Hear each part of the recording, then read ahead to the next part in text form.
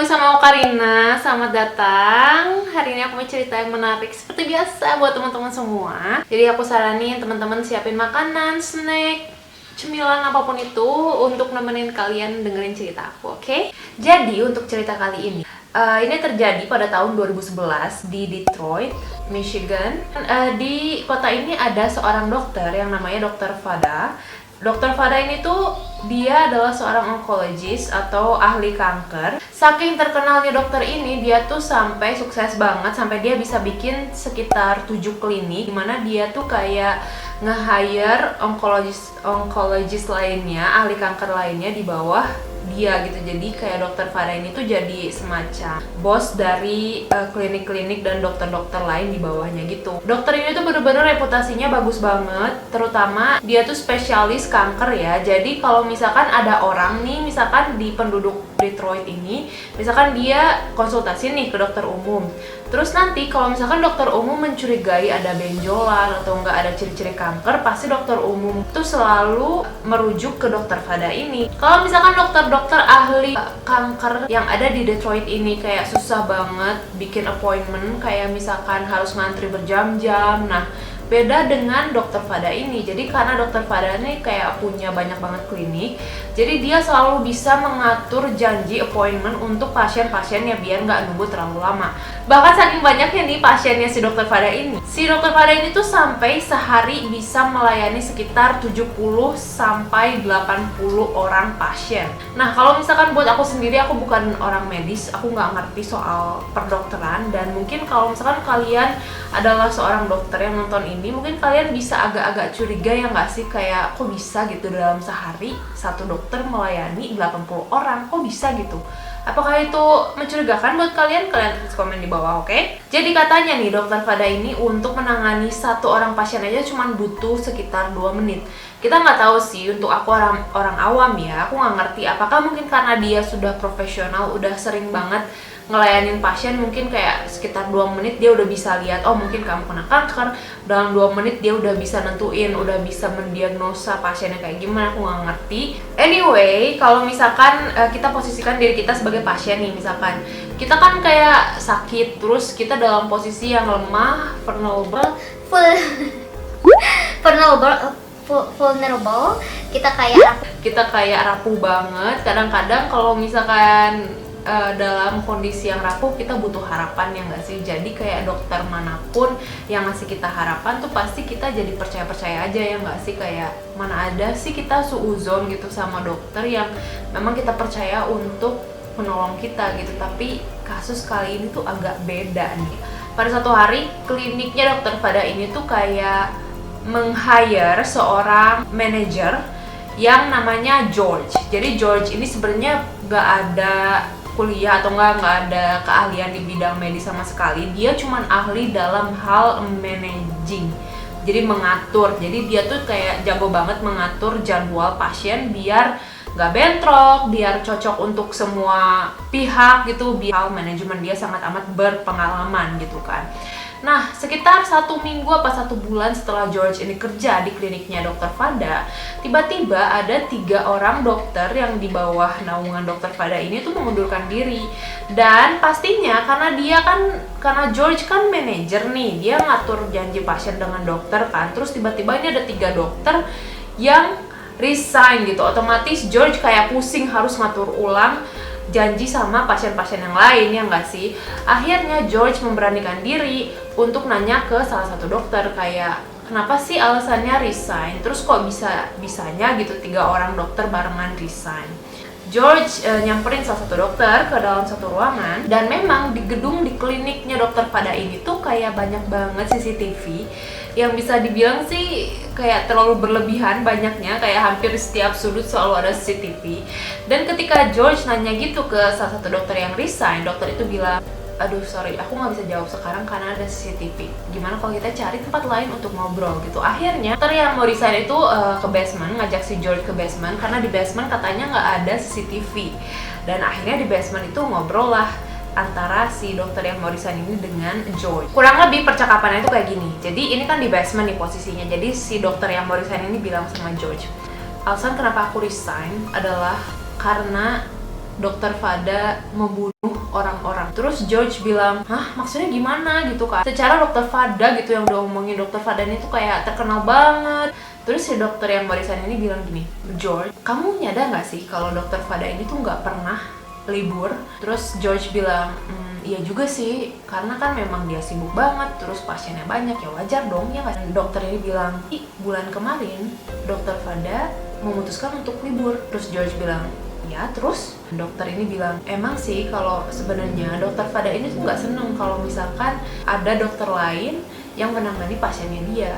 Dan waktu itu saya terpaksa harus menggantikan dia karena mendesak gitu, dan saya memeriksa pasien yang dia tangani, dan ternyata pasien itu tidak memiliki kanker sama sekali. Tapi pasien ini terdaftar sudah menjalani kemoterapi beberapa kali. Dan George shock banget, George kaget, dan George nggak percaya karena yang George tahu Dokter Fada itu kan sangat terkenal, reputasinya bagus gitu kan. Buat yang nggak tahu nih kemoterapi itu apa, jadi aku sendiri kan punya pengalaman ya, mama aku punya kanker.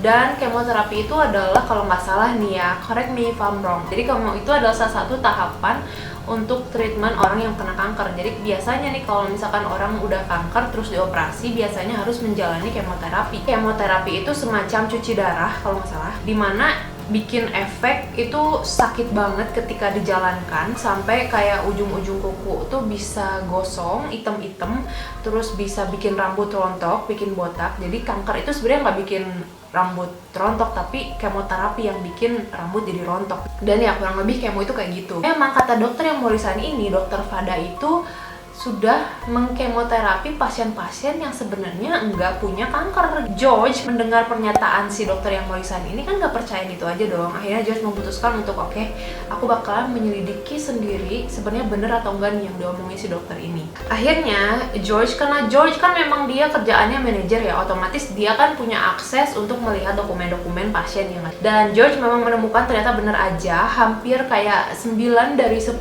pasien Dokter Fada menjalankan kemoterapi padahal mereka ini nggak punya kanker. Dan ini bikin George bener-bener nggak percaya sama yang dia lihat, dan akhirnya George memutuskan untuk melakukan hal yang benar ya, otomatis, yaitu dengan melaporkan hal ini ke pihak yang berwenang, dan ini tanpa sepengetahuan Dokter Fada itu sendiri. Dan langsung aja dari sana pihak yang berwenang langsung memeriksa kliniknya Dokter Fada, dan Dokter Fada waktu itu langsung ditahan karena udah ada cukup bukti dong ya, berkas-berkas pasien itu. Dimana ketika itu George memberikan semacam blueprint kliniknya Dokter Fada ini ke pihak yang berwenang untuk diperiksa, dan bahkan sampai kayak atap-atap, tahu nggak sih, atap-atapnya tuh sampai diperiksa, takutnya ada dokumen yang bener-bener diumpetin. Pokoknya sampai ke semua penjuru ruangan tuh diperiksa deh, takutnya ada dokumen-dokumen yang kelewat. Dokter Fada selama di penjara ini tuh sempat dapat akses internet dari salah satu temennya yang memang kayak punya kuasa gitulah. Dan dari penjara Dokter Fada tuh kayak bikin semacam blog, ngepost gitu untuk mengancam George. Dan bener aja, setelah semua penyelidikan ternyata bisa diketahui faktanya bahwa selama 2 tahun nih Dokter Fada punya 7 klinik. Dokter Fada ini sudah menipu sekitar 500 orang pasien untuk menjalankan kemoterapi tanpa padahal bener-bener pasiennya tuh nggak punya kanker gitu.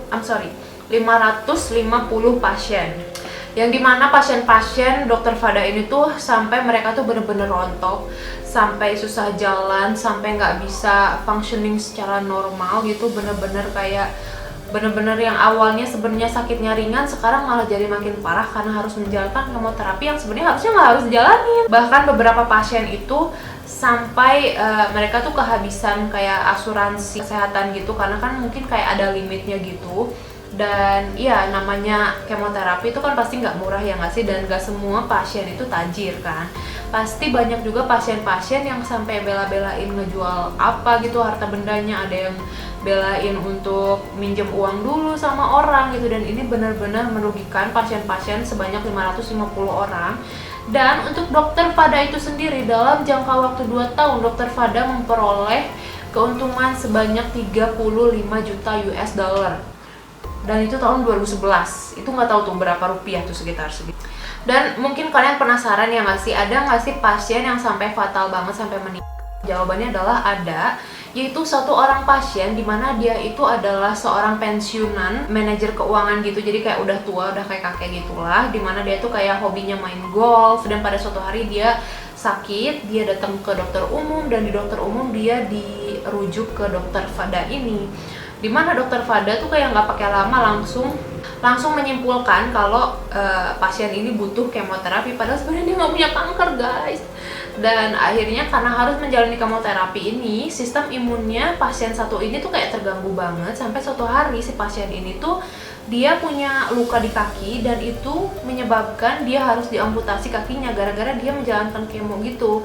Dan karena setelah diamputasi salah satu kakinya, infeksinya semakin parah, si pasien ini tuh sampai harus diamputasi kaki satunya lagi. Kedua kakinya tuh harus diamputasi. Itu kasihan banget sih, sampai dia tuh udah nggak bisa main golf lagi.